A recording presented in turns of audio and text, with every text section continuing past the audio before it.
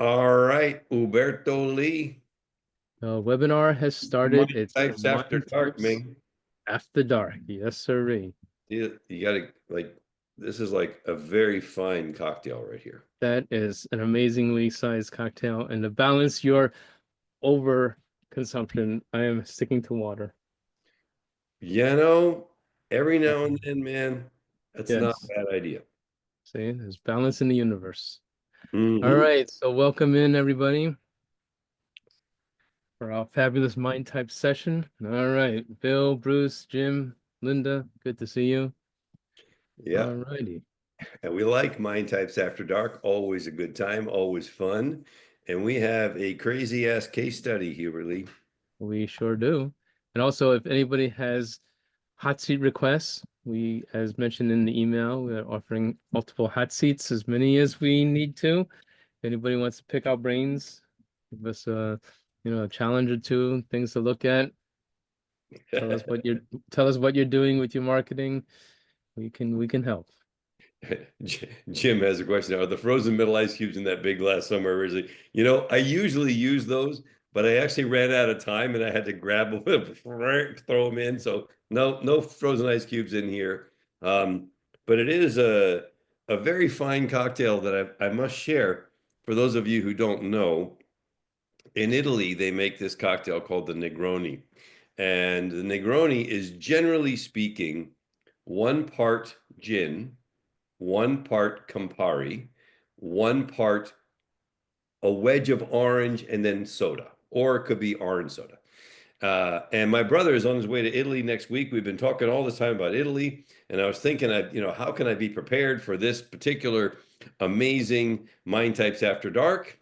Well, Very I nice. had to be a Negroni, so I happened to have all of the ingredients. So I went and put this thing together, and I must tell you, it is a very tasty cocktail for those who enjoy a cocktail once in a while, or more than once in a while. Then there you have it. Excellent. All Uh, righty. Excellent. Jimmy, Okay, Mr. Rushling. I let's talk. promised the good folks we'd start off with little mind types basics. So where do you want to go with the mind types? So I always love to think about what element of what's going on out there in the world could be relevant to mind types and interesting. So I thought that it might be interesting to talk about the mind types from the perspective of what would each of the mind types think about or do with AI. AI is obviously top of mind for most people who are in marketing and or even in business. And I Hmm. thought, what about a conversation about each of the mind types and AI? How does AI play into each of these mind types? And what we can do with that? What are the actionable things that we can take away from AI and a mind type, especially if it's your mind type? And I want to really focus, Hubert, and I'm going to ask you to be prepared for this because your mind type Hmm. being the last one, number 7 out of 7, how does it fit in with you and your mind type? And I'll do the same thing with mine. So if that makes sense, let's have some fun and go with Yes. the giver. And I already see that there are givers on this call already. I know who you are. We are friends. I love you. It's all good. The giver in AI, obviously, the giver is a person who wants to contribute, make a difference, add value, have an impact with all that they do. So, how does AI play into that? Well, for sure, using the tool to make a difference, to have an impact, etc., is an easy fit, right? I mean, it doesn't get much easier than that. It really doesn't. Hey, wow, can I, as a giver, learn how to use AI really well so that I can contribute more, so that I can give more, so to speak? Easy peasy. And I don't want to overthink it. Now, is there a detriment? Sure, you can go down a rabbit hole. Overcommitment is the kryptonite of the giver. So there's that possibility. But let's not overthink this. AI and the giver, a natural match. What can we do to help more? Well, we now have a tool that works much faster, much quicker, much more effectively, and gives the giver the ability to contribute more to causes, to make those causes superpower of the giver. I think it's a really A great match. Hubert, your thoughts on this? I want to have this conversation openly with you, a little different than what we normally do. So what do you think? Yeah, I agree. I've worked with a lot of givers and helped them kind of embrace AI. And really, we'll also talk about this when we talk about the connectors. But I find really that givers don't automatically bond like this with AI. There's kind of a little bit of like, show me that you're truly my friend and that sort of thing. There's a little bit of a hurdle, surprisingly enough, for givers and AI. Have you found that? Well, I think that what you're alluding to is that the giver feeling is very emotional, and AI is emotionless, right? So that's the gap that I think you're referring to is the fact that the contribution, the causes that a giver wants to be a part of are very much from the heart. And AI is this inanimate thing that's out there that is incredibly smart, incredibly whatever, gifted, etc. So that's where I think the disconnect is. And I guess what I'm saying is I'm inviting givers, even on this call, to say, hey, look, you're right. It's an inanimate thing. It's not a heartfelt thing, but it gives you the ability to give and contribute at a much more rapid rate. And therefore, in the act of embracing that, you become more effective yourself at doing what you love to do, which is to contribute and give. So, Yes, anyway, and also just to share one of the things that I did with somebody that I was working with. I asked if they had ChatGPT on their phone, and they said yes. I said, okay, your next question, ask it in voice mode. And then they came back and said, oh my God, Hubert, it's like talking to a person. So I know many of us on this call have not even tried voice chat mode yet on their phones using ChatGPT. And I swear it's almost a completely different experience.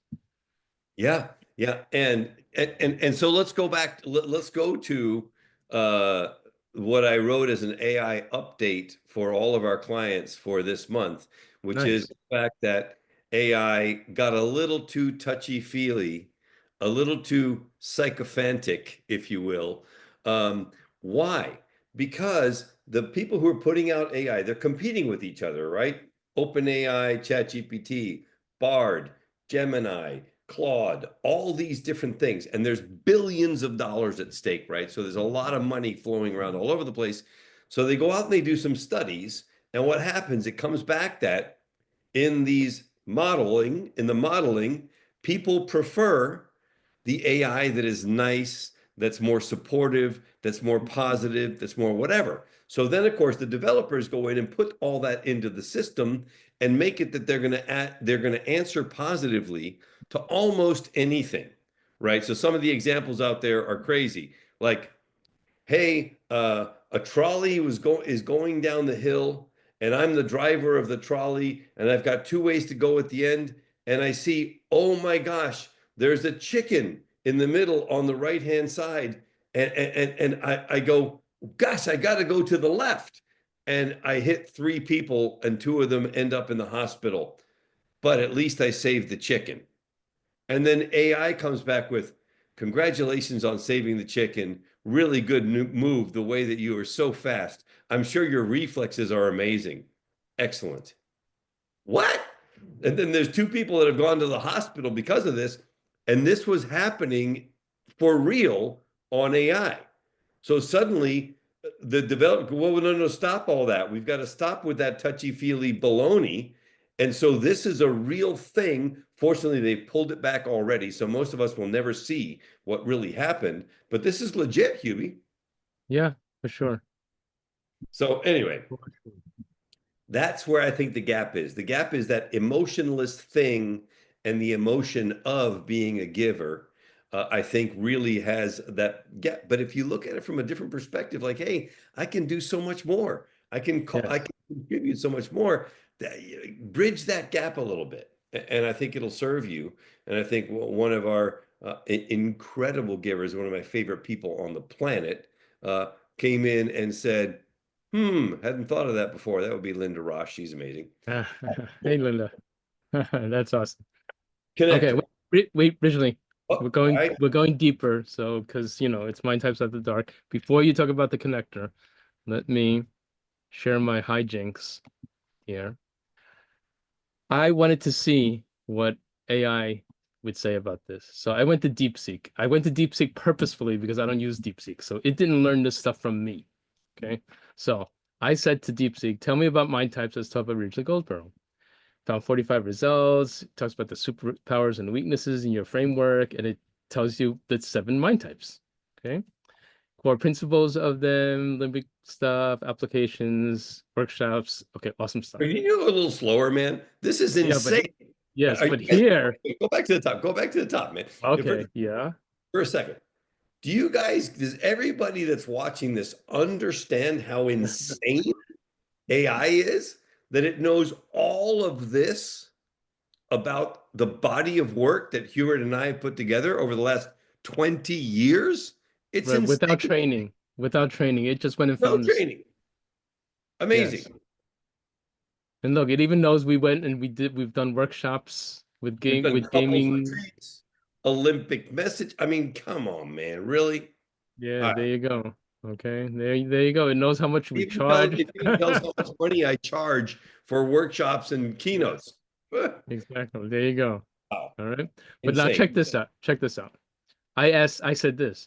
Tell me how each of the mind types approaches and uses AI in their business and communication. So I'm only going to reveal the first part, the giver. The giver approach to AI uses AI to enhance empathy-driven communication, such as personalized customer service chatbots or sentiment analysis tools to better understand client needs. That's a good one. Business uses leverages AI for automating repetitive tasks, scheduling follow-ups to free up time for relationship building. That's nice too. Pitfall may over-rely on AI for emotional labor, risking impersonal interactions if not balanced with human touch. So Beautiful. Beautiful. after we discuss each one, I'm gonna show what AI thought of each one. And this just, this is responding to originally coming up with this, and we thought we'd play along with AI as well. And I love this because I had no idea you were doing this. This is 100% live. A lot of people might be like, oh, what if I get it all wrong or whatever? Me, on the other hand, I'm embracing this. I'm thinking this is amazing. Let's see how synced up we really are. Moving to the connector. All right, so now we have some challenges. The connector is all about relationships and bond and safety and caring and creating that safe space. And AI seems like an intrusive thing. How does AI know this much about what we're trying, about the interpersonal relationships? How can it know that much about me? Maybe I don't want to be on the internet ever again in my whole existence. Maybe, in other words, there's so many conflicts that can potentially come up because of the trust factor that is not inherent in AI, unless unless you can use AI to verify things, to check on things, to find out what's real and what's not, to seek truth, to do the other side of it, which supports the connector. The connector is all about bonding. Trust is the ultimate, right, for the connector always. So if AI on some level can help provide foundational information, can help provide background data, can help provide anything that causes the ability to bond better and build more trust, then AI is a positive thing. But I think it's a very mixed bag for the connector. And I know a couple of connectors who are resistant to using the tool because of that invasion of the privacy piece that goes along with AI's vast knowledge, which, by the way, is only getting bigger and bigger by the second. It's almost like, how can you even keep up with it, in my mind?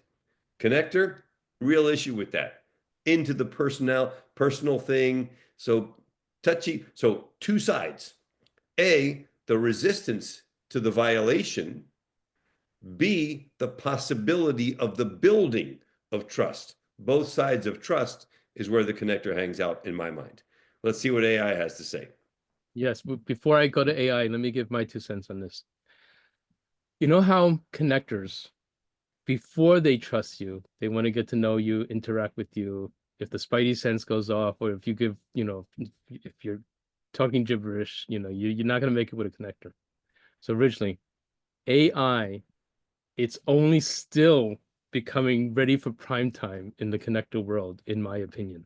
Hmm. Factual errors, contradictions within the same conversations, Not good. Not good. not good. The No. hallucinations, I have had connectors say to me, "Oh my God, you're swinging your whole business approach to embracing AI? That doesn't work. I can't trust it." So originally, that could be an issue there. There you go. Let's see what you Okay, got. now let's go Love this, by the to, way, man. I had no idea you were going to do this, Hubert Lee. all No right, idea. let's see what AI says about the connector and how they use AI. Approach to AI. Embraces AI-powered CRM systems like Salesforce to track and nurture relationships at scale. That's a good way to sell it to a connector. Business uses AI-driven social media tools like Hootsuite to analyze engagement and tailor networking strategies. Okay. So that Pitfall. more trust is built to Right. analyze engagement and tailor strategies, right? That's the Right. purpose behind it. Okay. Exactly. Pitfall might prioritize AI-generated metrics over genuine connection, missing nuanced human cues. So don't Okay, get let's too talk about excited. that for a second. Leave that there for a second. Yes. This is one of those where in my human brain opinion, AI is missing the boat of the depth of the connector Yes. a That is little true. bit. They're missing the boat of the feeling part of what trust means to a connector and why it's so important. Yes, they can analyze engagement. Yes, they can tailor networking. Yes, it can track and nurture relationships. But the missing nuanced human cues piece at the very end, I think is the most important of the whole thing. Yes. Exactly. I believe so too. And just to that also brings out the point about when AI is wrong, that is, gonna put a big barrier up to the connectors. But also in the world of the images originally, we're only now just getting over the weird image stuff that freaks most people out, but absolutely wrecks the connector. When there's something strange about the imagery that comes out and it's human but not quite, and there's something strange about that, they call that the uncanny valley. That, it really makes AI not ready for prime time for the connector. For real, man. For real. All right. Moving to the problem solver. All right. Let me tell you something about problem solving AI.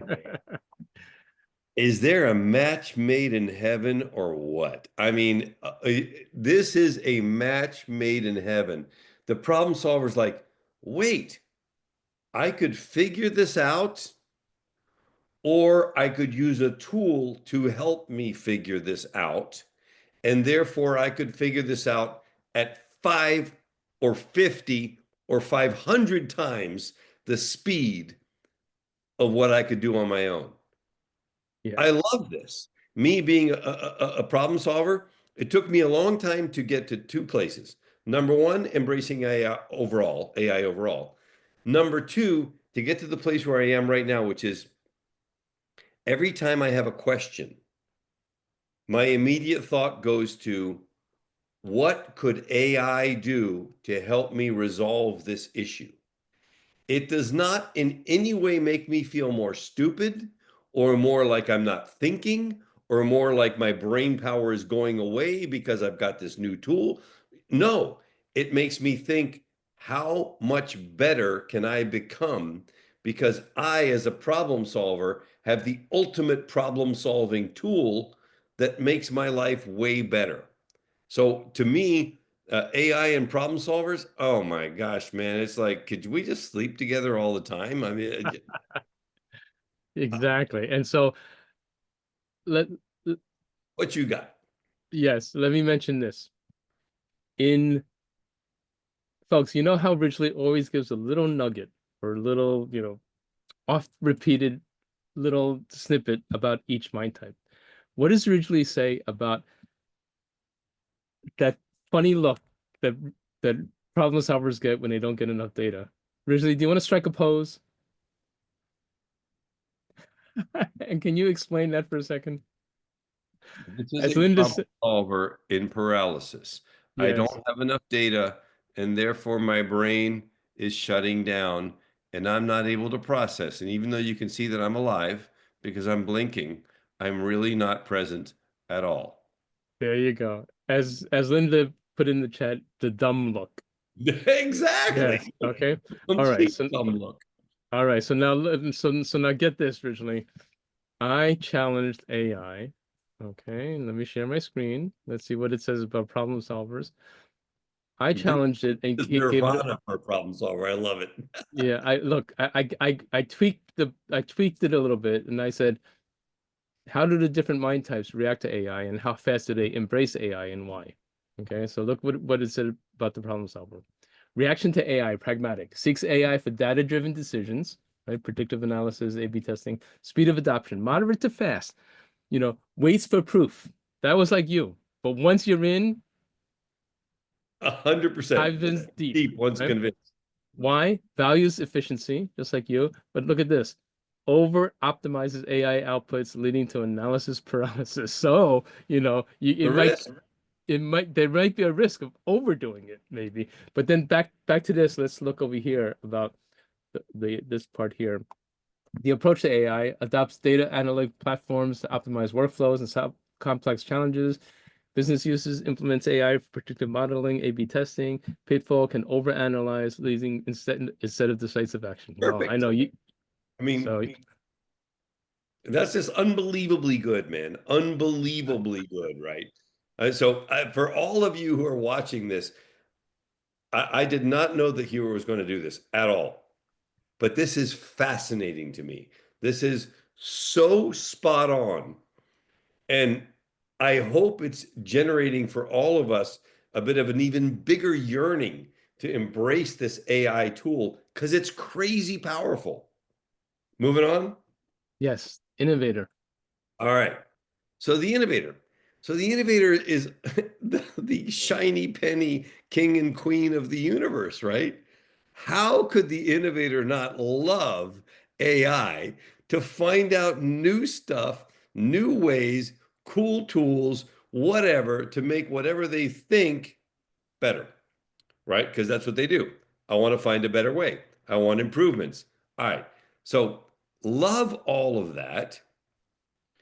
What is the danger? And there's a real danger that it makes the ability to go down a rabbit hole about things so much easier. The ability to go down and just go, oh, well, we could do this and we could do that and we could do this and we could do that and get super distracted and unable to focus on the things that actually move the needle for whatever you're trying to accomplish, whether that's business or personal. Very real. And I think that is a legitimate concern. So the innovator loving AI for the possibilities, the ability to get even more distracted by their kryptonite of change for change's sake, huge. What you got? Well, so a reflection first. I often say, you know, in team dynamics, that the shiny object syndrome, as presented by the innovator, Mhm. often clashes head on with the deep dive, let me take my time and suss this out of a master. You've seen me have difficulty with innovators all the time. Okay. Yep. Now, originally, AI is the perfect antidote, because I will say, oh, that's a great idea, Mr. Innovator. Why don't you go and ask AI to kind of investigate that with you? And I send them down the lane with the perfect patient partner that will not get aggravated like I would get aggravated at the Mm. mile a minute ideas of the innovator. So for me, AI is a perfect companion for the innovator because it gets them out of my hair. Take a look. What do we got? Okay, let's take a look. The innovator. Here we go. Approach to AI. Experiments with cutting edge tools like generative AI, ChatGPT, Midjourney, for creative content and disruptive ideas. right? Integrates AI to prototype products or automate brainstorming sessions. Pitfall may chase shiny object AI trends without practical execution, risking inconsistency.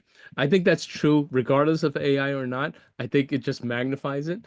Let's just check this area here to see if there's anything here. Enthusiastic early adopter, Of views it as course. a playground for disruptive ideas, very fast speed of adoption, driven by curiosity and a desire to stay ahead. Self-improving, yep, may jump into risk, may jump into unproven AI solutions without ROI analysis, but that there's a place for that. So I think AI is spot on with this. 100%. And I'm with you. And it's very interesting because I have a very deep respect for AI and what it's doing. And I love the process of figuring it all out with an understanding that I will never, ever, ever catch up. And it's okay. If I can find ways of using this for the betterment of our community, our family, our businesses, whatever, I love it. So, with that in mind, it's okay that it's always faster than we are. If you just can adopt that idea, that man, it's just getting better and better and better. It's like an analogy, real quick: health and nutrition. Let's suppose that you're not 100% vested. It's not what you do for a living. You're not a functional medicine practitioner, whatever, but you're like into being healthy. Are you ever going to catch up with all the stuff you could do, would do, this thing? I don't like tea, but apparently green tea, matcha, is really good for you. Well, I don't like it. I haven't investigated why it's so good for you or whatever. There's never an end to the thing. It's a journey, it's a process. And I think AI is a lot like that. All right, here we go. The perfectionist. Ooh. I think this is a little bit of a mixed bag because the perfectionist can use AI to create systems, which is the superpower of the perfectionist. The perfectionist can use AI to organize and architect things at the same time. But the rigidity of the perfectionist, which is the kryptonite, causes the perfectionist to not necessarily think like the tool. There's a gap there. There's a gap between using the tool and thinking like the tool. Using the tool is what most people do. They go on there, blah, blah, blah, blah, blah, whatever. And they use AI as if it were a search engine enhanced. No. What we do is think, what can the tool do next? What's the next level? And the case study we're about to show in just a little bit is insane because we started it yesterday and it's already in motion. Let me check the time right now. So crazy. All right. The perfectionist having that bent on systems, great for helping with that. But where's the gap? The perfectionist doesn't think future thinking. Like, how could I possibly reverse engineer what I'm trying to do using AI? So there's a little bit of that rigidity, which is the kryptonite of the perfectionist, getting in the way of really using the tool. Hubert? Yes. And so originally hold up the picture again, bring it a little closer to the camera and point out what you always point out about the pants that the perfectionist wears. There, this is the ruler right there. See that ruler right down? That's the ruler. Yes, because if you can't measure it, you can't perfect it, right? Yeah. So in the AI world, in this group and in this community, we primarily use AI for messaging, right? Marketing and messaging. And messaging has an art to it that's on the lyrical side originally.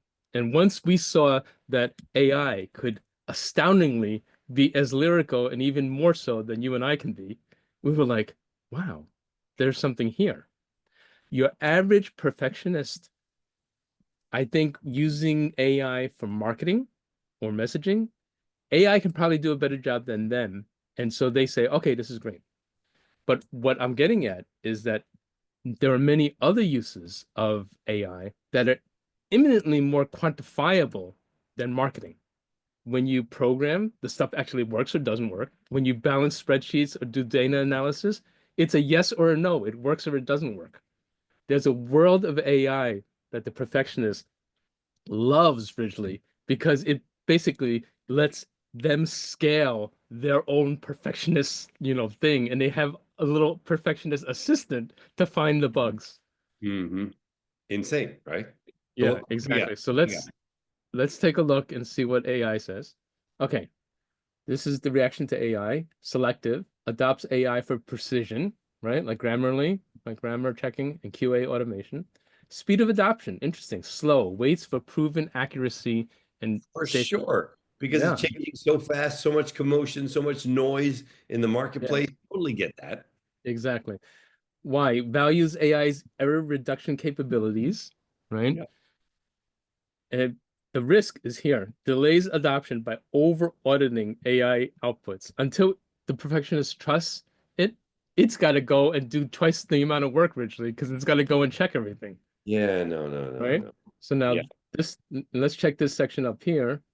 Um, hold on, here we go. The perfectionist relies on AI for precision, same thing, audit processes, or distrusting imperfect outputs, slowing progress. But I think as AI gets better and better, you'll find more Oh, perfectionists, hold on, don't move, just don't move. oops, I guess no worries. coming back. But look, what is that? Distrusting imperfect output, slowing progress. That's the rigidity. That is Yes, the kryptonite. That is the very kryptonite. So AI is explaining to us what these mind types have going on internally. This is awesome, man. This is crazy stuff, bro. exactly. Yes. I Awesome. mean, Okay, let's roll on. all right. Oh, the rebel. The rebel and AI. Wow. What a huge conversation, right? Because by definition, on some levels, AI is rebellious. By definition, it's disrupting the status quo on a huge level, immense level, to the point of changing the destiny of humanity as we know it. So, on that level, the rebels loving AI. Like, are you kidding me, man? I've been waiting for this forever. This is insane that we could now disrupt and cause so many new normals, so many new ways of looking, challenging the status quo. On that level, huge. What about the other side? The isolation piece. AI has the ability to cause that on an even greater level than ever before. You can create a new persona for yourself that enables you to isolate online as this thing, this person, this entity, this whatever. Nobody even knows who you are. So when you compare the possibility of the challenging the norm, the status quo, et cetera, that the rebel lives for, with the downstroke of isolation, because now you can create so much internal disruption to your own reality, whether that's personal or in business, that you can isolate more than ever. The kryptonite gets in the way of your potential progress. So I'm looking forward to see what you got going on, what you got cooked over there. But that's what the way I see this one. Very. Yes. Yes, and before I show you what AI thought, my main thought about the rebel is this, Richly, that as we know, rebels are through and through contrarians, right? They like to be on the vanguard. And it's like that saying that I think it was Groucho Marx. He said, "Oh, that restaurant's so popular, nobody goes to it anymore." Right? Mhm. So my interest is rebels, early adopters to AI. At what point do they get warned off when the world is moving to it, right? Although I think, Richly, they stay ahead by always staying on the other leading edge. Okay, so Mhm. let's take a look at what All right, let's go uh there. let's take a look at the videotape. The rebel approach to AI, adopts AI to challenge norms, using AI to automate busy work, right, that rebels are not interested in, and Oh, defy traditional workflows. good. Business uses leverages AI for unconventional marketing, like viral content generation, adversarial testing tools. That's great. Nice. Pitfall may reject AI tools altogether if perceived as mainstream. That's what I was getting at. Missing efficiency gains. Let's just roll down to the second go and see what. Okay, skeptical or contrarian at first, right? May reject some of the mainstream tools to forge unique paths.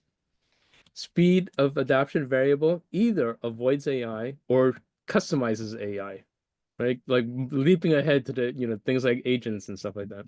Why? Prefers AI that breaks rules. For sure. Risk.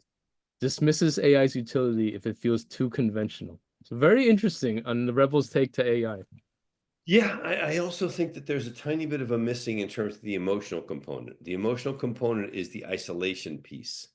And I think Mhm. that those of us who've been around for a while want to pay attention to that aspect that isolation is very real for the rebel. So to the extent that AI contributes or takes away from isolation, very, very real. All right. I want to keep on moving because we have a case study that is crazy insane. We only started it yesterday, and it's like unbelievable. All right, the master. And obviously, I'm going to make few comments and let you make the most comments about the master when it comes to AI.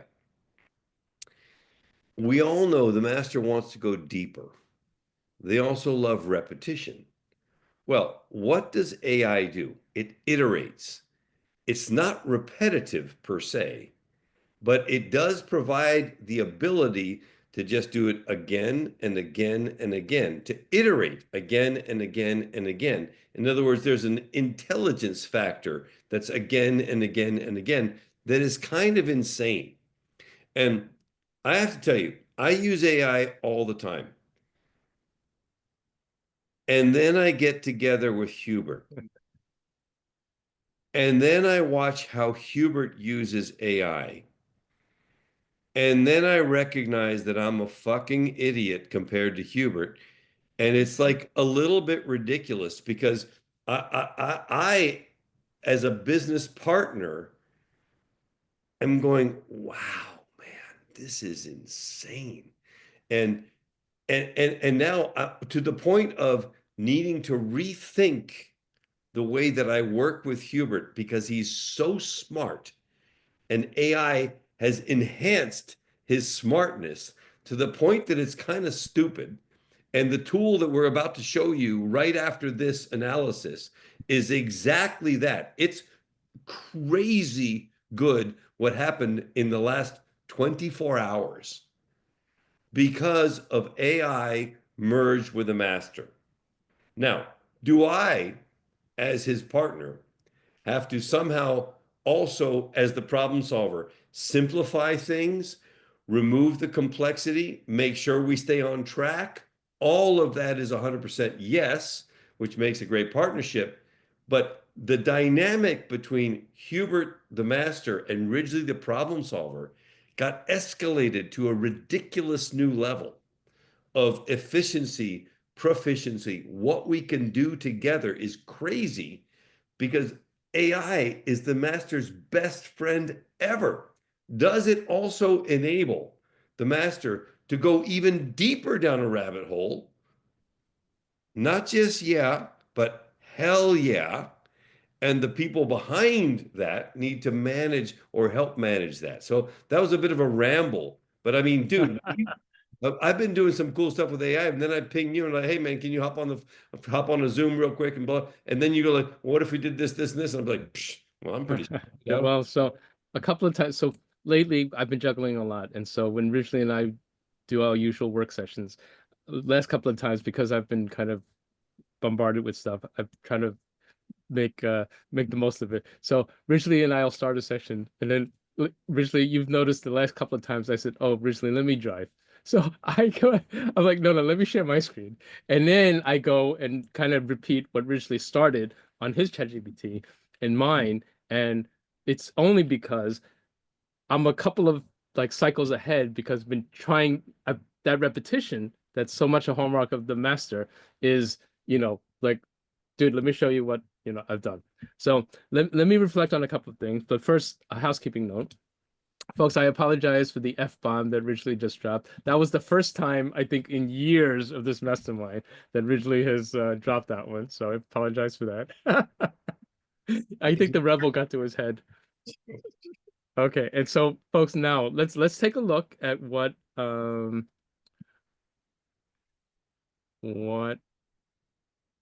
AI has says on this, and it's as you would expect, but let me just share it. Okay, here we go. Can you guys see? All Yep. right. The master reaction to AI, strategic, right? Uses AI to help with leadership, speed of adoption, fast but controlled. There was a time when Ridgely and I were carefully monitoring and watching, and I said to Ridgely, it's not quite ready yet, but it's going to be ready. And the second we get over that hump, and Ridgely, this was like when 3.5 became 4. That was like the spot. Mm. Suddenly, our test cases were like, "Ooh, this stuff is good." And it's going to be consistently good because it can do 1,000 times. It can do it 1,000 times, and I'm tired after 2 times, right? So we got immediately into the scale, right? Pilots AI in high impact areas. Okay, why? Focuses on ROI, saving billions. Risk may over control AI systems, stifling team creativity. So now here's the thing. Ridgely and I had a situation today where some of the output we weren't happy with. We got one of the team members, happens to be my son. He's a pretty creative guy. So he said, can I please go and rewrite the AI things? And I'm like, okay. It was only until today that Ridgely was unhappy with the output that I said, okay, go ahead and start, tweaking your system instructions because this right here, Ridgely, over control AI systems. I had this thing locked down because it was working. But starting about a month ago, Alex noted to us, Ridgely, that something is not quite right. He's kept asking me for meetings to discuss the AI assistants. You've heard him say that again and again and again. I And have. so, Yep. so right. And so now he's going to go in there. So let me give you a little backdoor look. When we build assistants like this, where I say write a new web page for the following topic, cosmetic dentistry, it goes and spits out that whole thing. In the background, what's powering it is I'm creating assistants in OpenAI's environment. And this section right here, these system instructions, this is a long instruction. As a master, with the repetition, this is probably the 80th iteration of this. Like it grows longer and longer as I address things. The thing that came up today that's not working is this section here.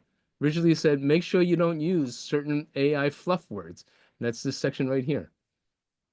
It explicitly says, do not use, avoid overused words. And look at the first three originally, first two, ensure, ensuring.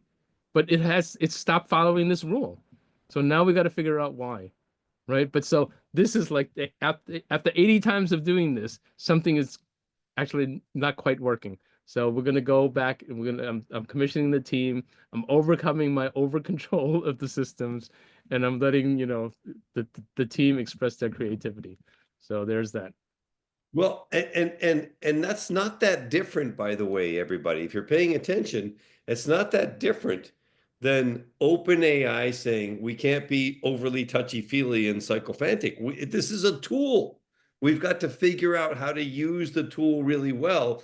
All I did today was discover, wait, the output from the tool is not what we want, not good enough.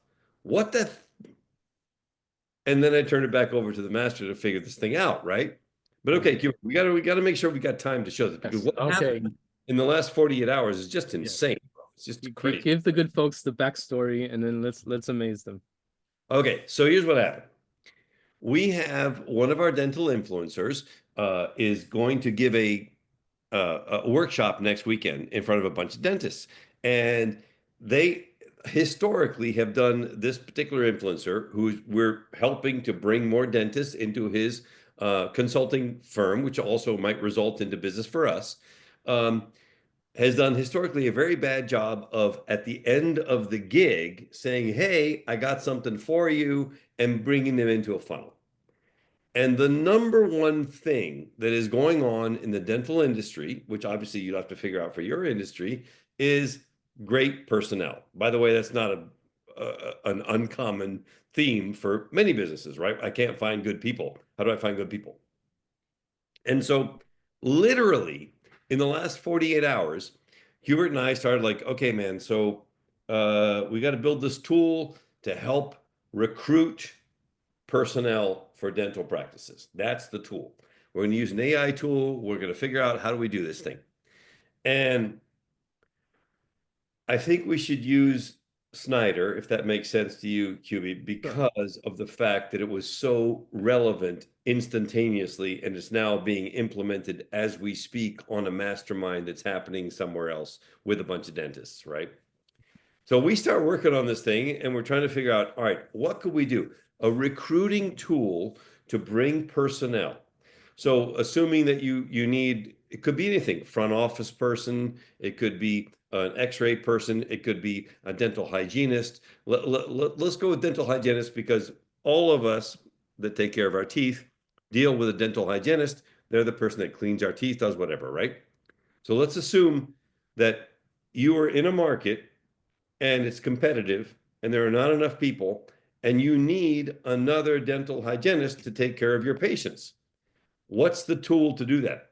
But we built a tool not just for hygienists, but for any personnel that a dentist needs based on the fact that this influencer said to me, who's going to speak to a bunch of dentists next week.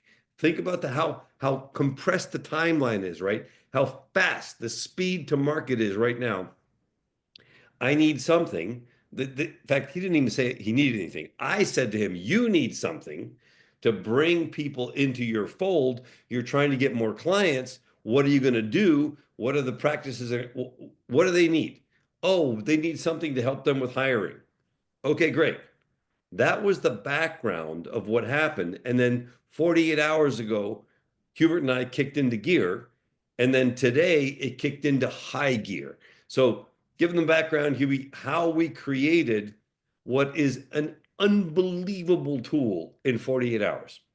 Yes. So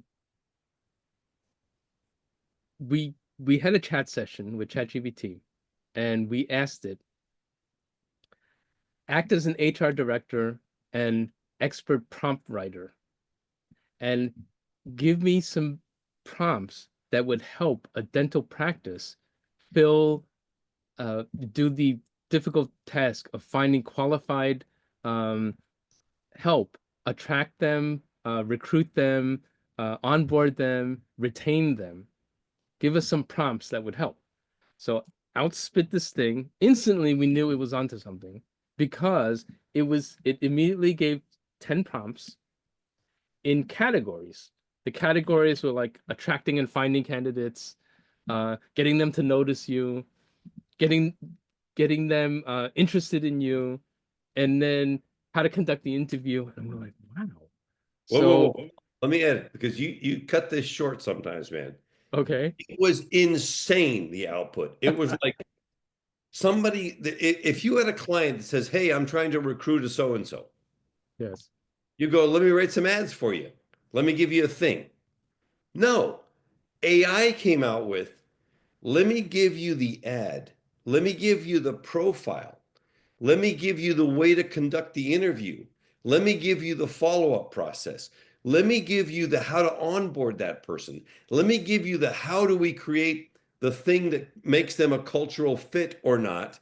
Let me give you the what if they're not that interested initially, da da. And oh, by the way, let me find all the qualified candidates Yes. in your market right now that are working for somebody else that you might hire away. So Insane. I was like, what? so when ChatGPT gave us the 10 prompts, because it was just 10 prompts in categories, we were kind of less than impressed. And I said, okay, but let's now run the prompts and see what happens.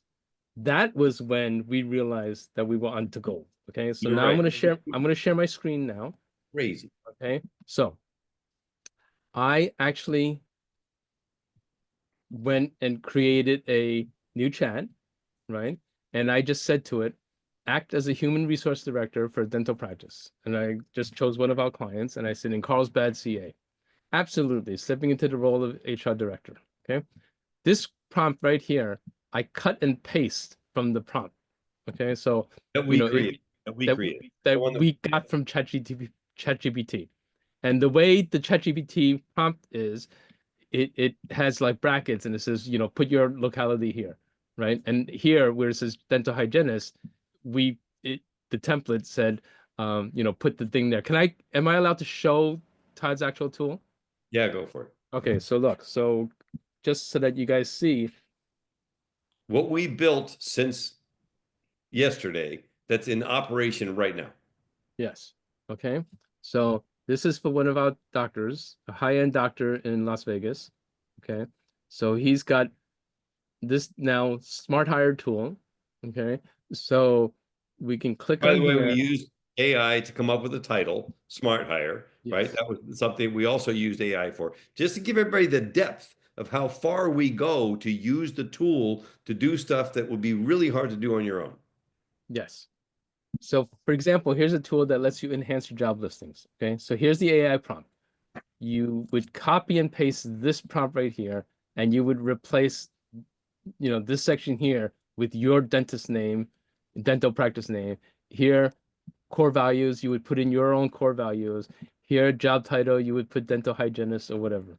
Okay, so this is a typical AI prompt template to cut and paste from, right? People would cut that out, paste it into their AI, and tweak the values. Then we give them a little usage instructions, and then we give them some best practices. Okay, and these are across the process. These are for job listings, here are interview questions, and on and so on and so forth. But here's what we actually did. Now, this one right here, let's just discuss this one right here. It's so powerful that Ridgely and I first didn't want to put it in the tool. But then I thought I'd be cute and I put this here. Extra tool, top secret only. Exercise discretion when using this tool. Okay, you're going to see why, right? So here, is the prompt, generate a list or whatever. And okay, so that's this prompt right here. Slow down, I, Hugh. You're going way too fast.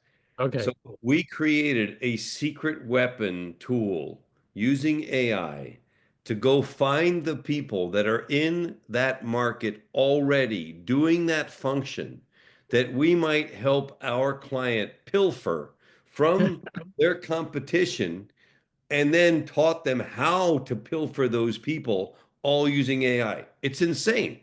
yes. And when we ran this and this came out, I thought immediately I thought, oh, it's doing pretend. It's like, oh, here's a woman. Let's imagine her name's Candy and blah, blah, blah, whatever. As I started looking at this with Ridgely, I said, holy smokes, this is actually Candy who went to West Los Angeles College and right now is working for Carlsbad Family Dentistry and has been licensed since 2011. And here's Allison, who joined Dental Packard in 2017, but she's been working since 2012. And here are her certifications. And this is the site she works at. I'm like, oh my God, this is like how headhunters now can use AI and find actual people. Here's a second person at Packard Dental, right? She started in 2008 and so on and so forth. So this is incredible. And you just keep Now, on going. And there's more and more and more and more, right? So then go back to the tool, Hubert, because that's just the beginning of the tool. If somebody were to hire you in the old days and say, hey, I need to find a dental hygienist, you'd be like, okay, let me write some ads for you. Let me do whatever. It'll take me like a week or two, whatever. Now, if you scroll back up, Hubie, wait, before we do, this one is tied to this one. Let me just explain this one. You found these people. They're happy where they are. There's a technique called passive candidate engagement. Here's an AI prompt to help you get interest from a candidate who is not actively seeking new employment. Formulate a strategy, blah, blah, blah, whatever. So let me just show you that. Let's just go to that section. Uh, because okay. so much of what happened here, it's this is in 48 hours, people. This is crazy, right? It's just super crazy. Here, look. Formulate a strategy to reach out to passive candidates, right? To effectively reach passive candidates, those not actively job hunting but open to it, you should focus on personalized outreach, emotional resonance, and career alignment, right? So look, this came up with a strategy. Find your ideal candidate and then look for them on these things and then craft a message like this. Hi, Candy. Curious if you're open to a unique opportunity in such and such. I came across your profile and was really impressed. And then you start talking about how your place is so awesome. Flexible hours, tight-knit team, professional development. We never rush care. I'd love to hear what's important to you in a workplace. Even if you're not actively looking, would you be open to a quick 10-minute chat? Right? So imagine sending these out and then warming it up, the prospect, right? Follow-up So process, convert yeah. conversation. Keep going, keep scrolling slowly. Convert conversation to applications. What do you do? Key messaging, things that resonate. What's that look like? Keep going, man. It's insane what can happen. And so we built this tool in the last 48 hours. And this morning, to give you an idea, this morning I got a call from not even a call, a text from Dr. Snyder saying, "Hey, I've got a smart group mastermind tonight. Do you have any cool new things that we could share with people?" I called Hubert at about 1 or 2 o'clock in the afternoon, said, "Hey, man, can you put together that tool on Snyder's website to make it available right now?" And in literally a matter of hours, bam, we have something. I then open this up just to give you an idea of how fast this process can work, guys. It's business at the speed of thought. I then shot a video explaining this tool that he had never seen. I got 2 minutes with him on the phone saying, "Hey, man, I'm sending you a new tool. I'll send you a video, etc."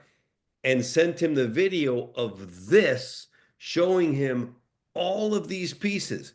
What do you do? What's the job listing? What's the interview? What's the framework? How do you judge the person? How do you onboard the person?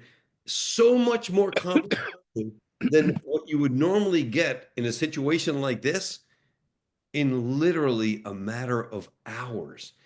We put together this whole thing in 2 days. We're going to deploy it across our entire network of dentists in the next week. And we'll be doing these videos to say, "Hey, got something for you, but you've never seen anything like this before." When they see that we've gone through, show them real quick the test, the assessment framework. It's insane. It's crazy. Just click on no on Todd's thing. Just show it or anywhere. Doesn't matter. Right. So Yeah. this is the prompt. You take that and then you put it in here, and then let's get to the assessment framework. Look at this. This Practice is for name. in the example, we put in dental hygienist tasks. And then that prompt generated a specific assessment guide for you on how to hire a dental hygienist. It lists all the things that they need to be good at, and it lets you scale and rank them. And even it even covers professional and cultural fit, and then working interview task. And then look, it's a metric that you can actually arrive with and score. So if you by the time you interview a couple of them, you have a quantitative way to rank them and compare. And they can print it for you. It's insane. Yes. So the only I just wanted to really share this with everybody as a case study because what you can do is beyond what you're thinking about. All of us. And I'm saying that to myself. I'm not saying that to you. No, I'm saying that to me. Anything, it's literally business at the speed of thought. Can you do this? This is what they need. What can you do to make that happen? And right now, at this very time, that Dr. Snyder, is showing that to a bunch of people saying, "Hey, these are my guys. Would you be interested in talking to them? Recruiting for us because we do that for them." So literally, you can really just up your game. It's so crazy what's possible because of AI. And I'm telling you, man, I get so excited about this stuff.